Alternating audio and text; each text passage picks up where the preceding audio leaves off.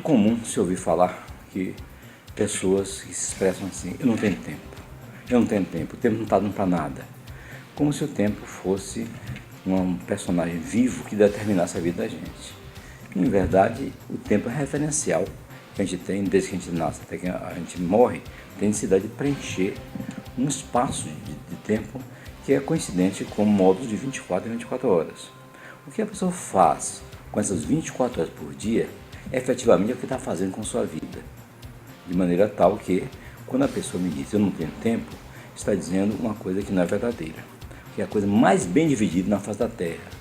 Quer ser presidente da República, o gari, quer ser o radialista, quer ser o médico, não importa. Todo mundo só tem 24 horas por dia. É a coisa mais bem dividida na face da Terra, é o tempo. Então dizer que não tem tempo é uma falácia. Em realidade, o que ocorre é que algumas pessoas não estruturam bem seu tempo. Essa é a razão pela qual a gente faz palestras sobre essa temática.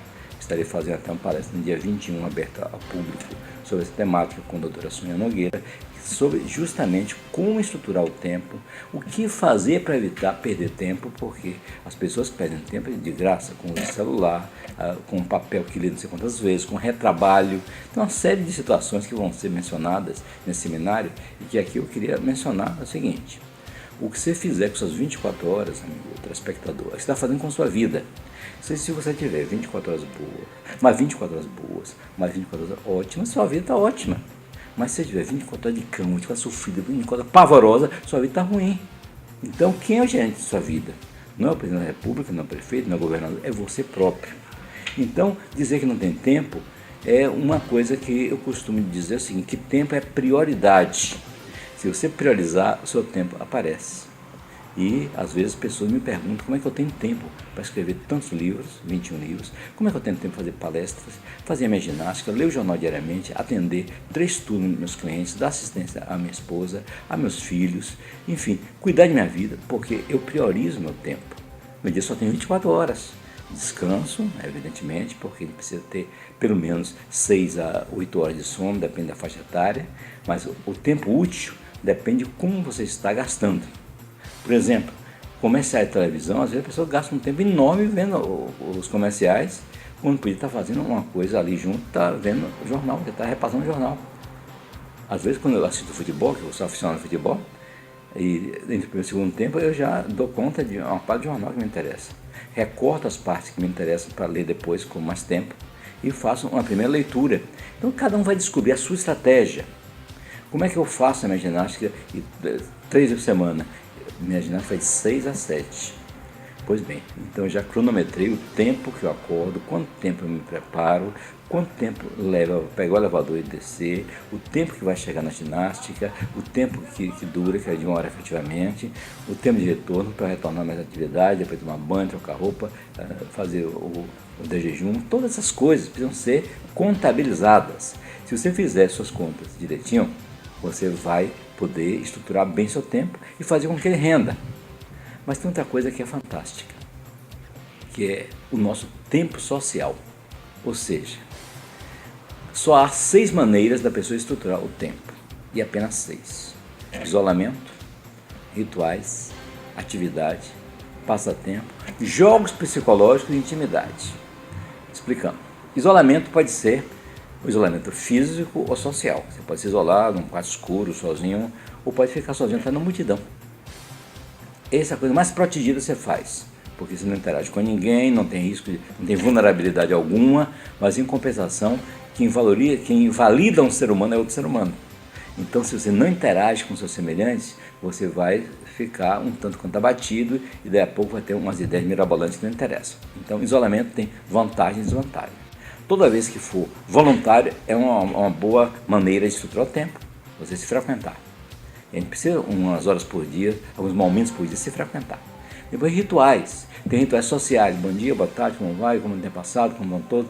E quando a pessoa pergunta e diz ao outro, bom dia, não está dizendo bom dia, está dizendo eu estou te vendo vivo, você está me vendo vivo? Você está validando essa pessoa. Se você perguntar como vai, ele diz, bom, até ontem eu estava com dor de cabeça, depois eu tive uma enxaqueca, e não é ele que quer saber isso, não quer que você diga bem obrigado, ou então razoavelmente, mais ou menos, e vai passando. Ou seja, bom dia em qualquer língua, bonjour, ou savoir, ou qualquer coisa que diga em francês ou em inglês, qualquer coisa, good morning, está dizendo, estou te vendo vivo, você está me vendo vivo? Quando você dá a resposta, você está validando essa pessoa. Isso é um ritual de saudação. Mas tem rituais que são formais, de casamento, rituais, a própria missa, o ritual religioso também é um ofício que é ritualizado, quando começa você sabe onde vai terminar, e que dá reforços à pessoa, mas de modo limitado. Depois vem a atividade profissional, você se ocupa dentro de alguma coisa que você tem uma expertise, que você tem um desenvolvimento, que você tem um conhecimento, e você vai receber reconhecimento pelo que faz, não pelo que você é. Não importa que seja a bela do pedaço, não importa que seja o bonitão da vez, se não tiver conhecimento ali na área da atividade, não sou. Então a atividade, portanto, é uma coisa que tem uma programação, é seu trabalho, é sua ocupação, mas a atividade pode ser lúdica também. Você vai programar, vai jogar um carteado com as pessoas, tem gente que joga uma seriedade, não pode nem falar nada, jogo dominó, essas coisas todas, né? E tem o passatempo, que é quando acaba o jogo, você vai comentar o que aconteceu. Falar sobre o jogo que passou, as suas falhas, as suas vitórias, contar as suas bravatas, contar como é que você conseguiu ganhar aquela partida, como é que você teve tanto azar de perder. Ou até mesmo quando você se encontra com alguém, você faz comentários avulsos que não são nada íntimos. Por exemplo, um que eu chamo de boletim meteorológico, tá calor, a chuva tá danada, vai chover, tá frio, essa frente fria tá chovendo demais, né? Esses comentários todos aceitam como sendo uma validação, mas na verdade não está entrando em intimidade nenhuma. Quando você arma um tipo de uma pegadinha para alguém aí depois, e fica depois dando gozação, isso é um jogo psicológico. Toda situação em sua vida que se repete mais do que 2 vezes, aposto. Tem um jogo psicológico, uma descoberta genial de um analista transacional que é Eric Berne, e que faz com que seja revelado que uma conduta humana ela é repetitiva. Então a gente se mete em jogos que são até risíveis, mas acontece que os jogos podem agravar a intensidade, se tornar jogos perigosos e até terminar em terceiro grau. O primeiro grau é aceito socialmente, segundo grau há um certo constrangimento, terceiro grau acaba em necrotério, pronto-socorro, pai policial, jardim da saudade. Então não é coisa boa o jogo psicológico no terceiro grau.